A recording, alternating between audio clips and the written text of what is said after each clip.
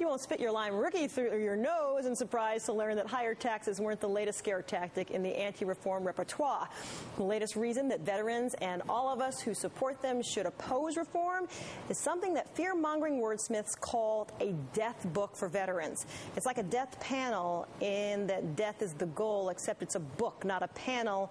And in an editorial in the Wall Street Journal, Jim Towey, once the head of the Office of Faith-Based Initiatives under President George W. Bush, claimed America's veterans are currently being steered into ending their lives via a, quote, death book.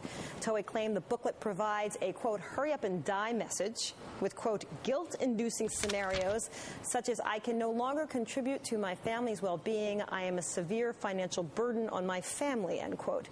There is a booklet about end-of-life care for veterans. What does the booklet titled Your Life Choices actually say?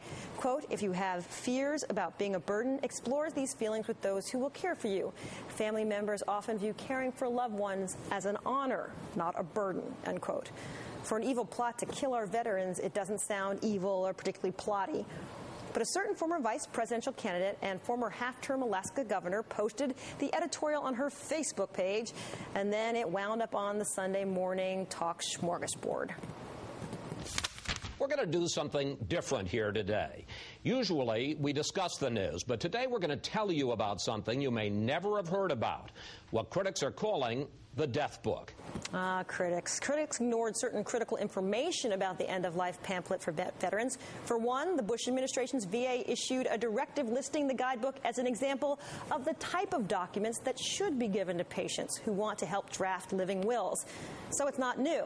And Jim Towey, who invented the premise that the booklet encourages euthanasia for soldiers, also runs an organization known as Aging with Dignity. And that organization has a document titled 5 Wishes, which is a lot like the VA's Your Life Choices. It's shorter, but it's very similar. Mr. Towey has reportedly been trying to sell his 5 questions document to the VA.